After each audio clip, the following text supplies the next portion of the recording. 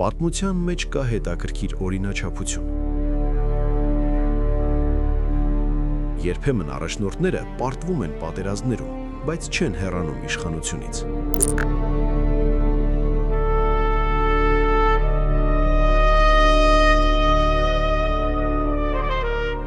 Այսօր կխոսենք երկու շատ տարբեր, բայց մի կետում նման պատմությունների մասին՝ Տիգրան Մեծի և Նիկոլ Փաշինյանի։ Մեկը մեր թվարկությունից առաջ առաջին դարում, մյուսը 21-րդ դարում։ Երկուսն էլ պարտվեցին պատերազմներում, և երկուսն էլ մնացին իշխանության։ Մաս 1. Տիգրան Մեծը։ Ինչ են ասում միջազգային պատմաբանները։ Միջազգային պատմաբանների մեծ մասը, ինչպես հռոմեական աղբյուրները Պլուտարկոս, Ապիանոս, այնպես էլ ժամանակակից արևմտյան պատմագրությունը Տիգրան Մեծին նկարագրում են որպես ռեալ-պոլիտիկ մտածող կայսր։ Այո, նա ստեղծեց հսկայական կայսրություն, բայց նաև պարտվեց Հռոմին։ Մեր թվարկությունից առաջ 69 թվական Տիգրանակերտի ճակատամարտ։ Լուկուլլոսի զորքերը պարտության մատնեցին Տիգրանին։ Դա փաստ է, և միջազգային պատմաբանները սա չեն վիճարկում։ Բայց այստեղ կարևոր նրբություն կա։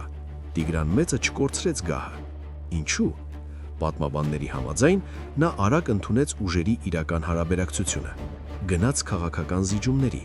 պահպանեց Հայաստանի միջուկը, պետականությունը։ Նա կորցրեց կայսրությունը, բայց պահեց պետությունը։ Մաս 2. Նիկոլ Փաշինյան, ժամանակակից պարտություն։ 2020 թվականի պատերազմը Հայաստանի նորագույն պատմության ամենածանր պարտությունն էր։ Սա ընդունում են ոչ միայն տեղական, այլև միջազգային վերլուծաբանները, ռազմական փորձագետները, քաղաքական կենտրոնները։ Հայաստանը կորցրեց տարածքներ ու ծանր հարված ստացավ անվտանգության համակարգը։ Սակայն Նիկոլ Փաշինյանը մնաց վարչապետ։ Ինչու՞։ Միջազգային քաղաքական վերլուծության մեջ սա բացատրվում է ոչ թե ռազմական, այլ քաղաքական գործոններով։ Նա ուներ ներքին լեգիտիմություն ընտրությունների միջոցով, չուներ հստակ միավորված այլընտրանք։ Հասարակության մի մասը նրան դիտում էր որպես խաղի մեջ մնացած միակ տարբերակ։ Նմանություններ։ Երկուսն էլ պարտվեցին պատերազմում, երկուսն էլ չհեռացան իշխանությունից, երկուսն էլ ընտրեցին զիջումների ճանապարհը։ Տարբերություններ։